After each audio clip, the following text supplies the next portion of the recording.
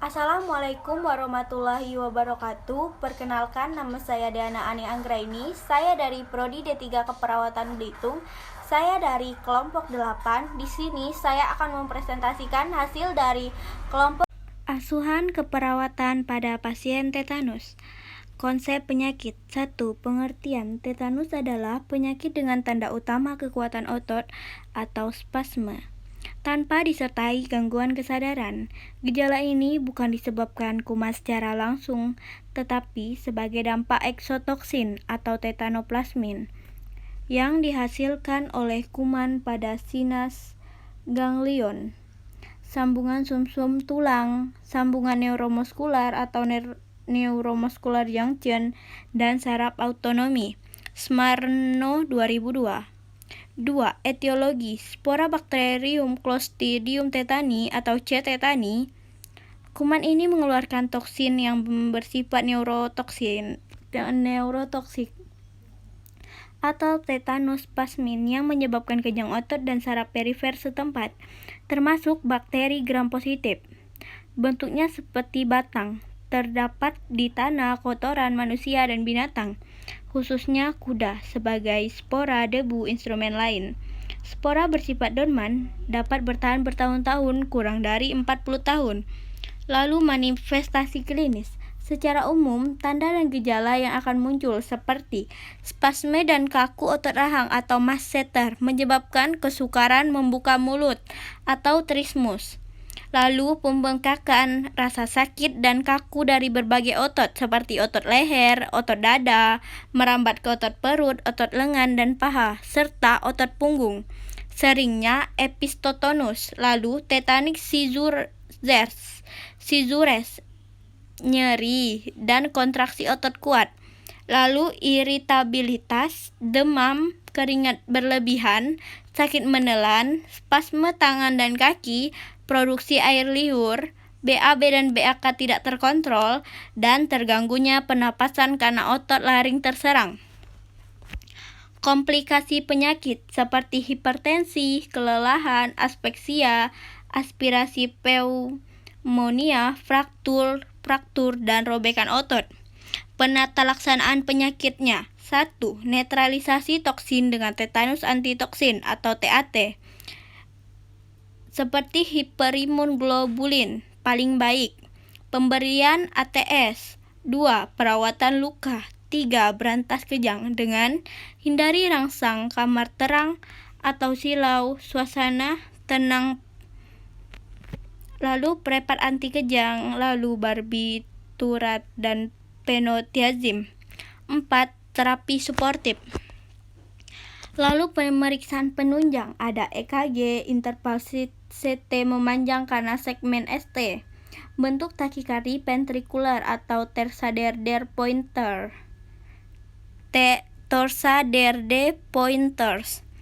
Lalu pada tetanus kadar serum 5-6 mg per L atau 1,2 sampai 1,5 mmol per L atau lebih rendah kadar fosfat dalam serum meningkat.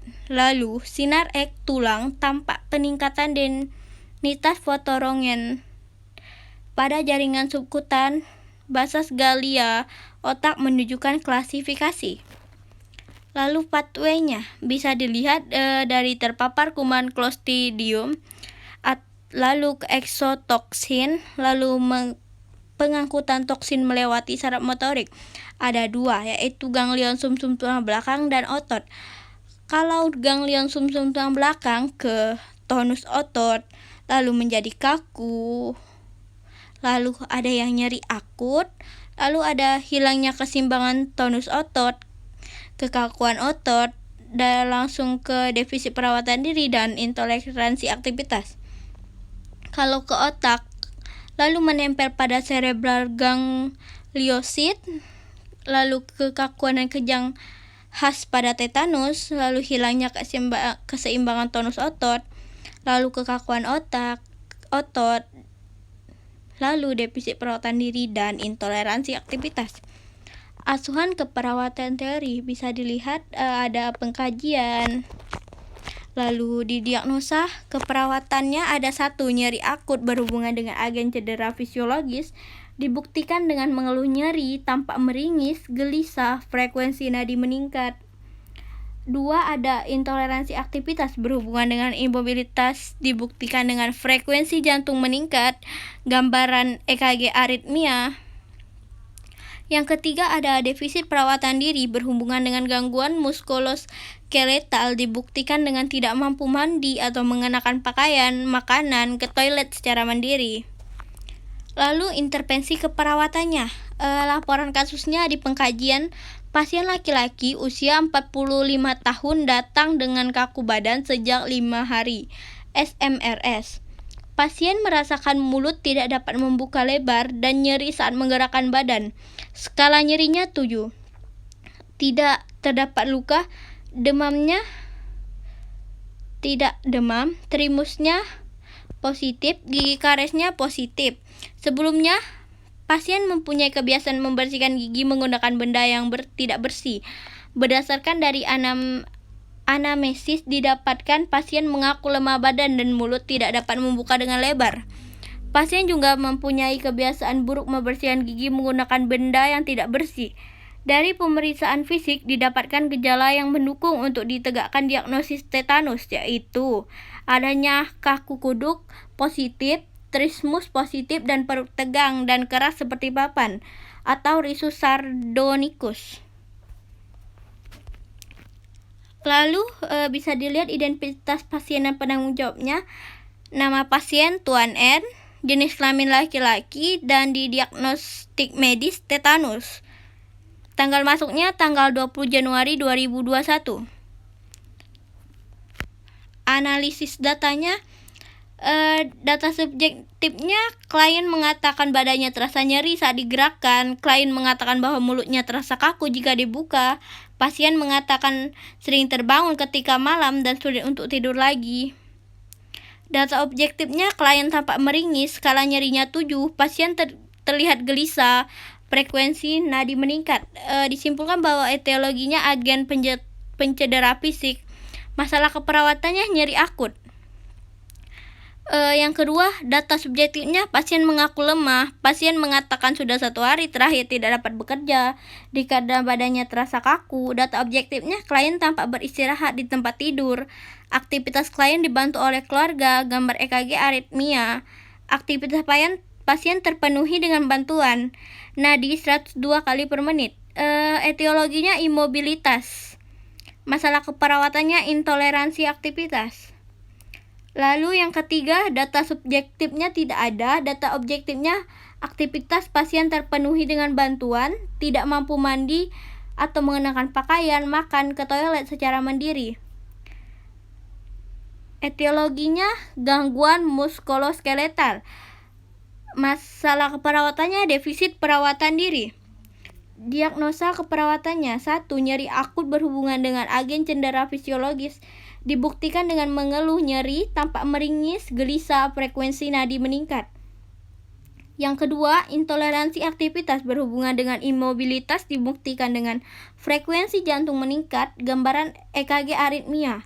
Yang ketiga, defisit perawatan diri berhubungan dengan gangguan muskuloskeletal, dibuktikan dengan tidak mampu mandi, mengenakan pakaian, makan, dan ke toilet secara mandiri. Intervensi keperawatannya dapat dilihat di sini, intervensi keperawatan pada masalah intoleransi aktivitas. Intoleransi aktivitas berhubungan dengan imobilitas, dibuktikan dengan frekuensi jantung meningkat, gambaran EKG aritmia. Setelah dilakukan intervensi selama 3 kali 24 jam, maka toleransi aktivitas meningkat dengan kriteria hasil. 1. Frekuensi nadi membaik. 2. Keluhan lelah menurun. 3. Kemudahan dalam melakukan aktivitas. Lalu implementasi keperawatannya. Implementasi keperawatan adalah serangkaian kegiatan yang dilakukan oleh perawat untuk membantu klien dalam masalah status kesehatan yang dihadapi ke status kesehatan yang baik yang menggambarkan kriteria hasil yang diharapkan. Gordon 1904 dan Potret dan Perry 1997. Ukuran intervensi keperawatan yang diberikan kepada klien terkait dengan dukungan pengobatan, tindakan untuk memperbaiki kondisi, pendidikan untuk keluarga klien, atau tindakan untuk mencegah masalah kesehatan yang muncul di kemudian hari. Implementasi keperawatan adalah kegiatan mengkoordinasikan aktivitas pasien, keluarga, dan anggota tim kesehatan lain untuk mengawasi dan mencatat respon pasien terhadap tindakan keperawatan yang telah dilakukan. Evaluasi keperawatan. Evaluasi adalah tindakan intelektual untuk melengkapi proses keperawatan yang menandakan seberapa jauh diagnosa keperawatan, rencana, tindakan, dan pelaksanaannya sudah berhasil dicapai. Evaluasi diartikan sebagai proses yang sengaja dan sistematik di mana penilaian dibuat mengenai kualitas, nilai, atau kelayakan dari sesuai dengan membandingkan pada kriteria yang diidentifikasi atau standar sebelumnya. Sekian dari saya, kurang dan lebihnya saya mohon maaf. Wassalamualaikum warahmatullahi wabarakatuh.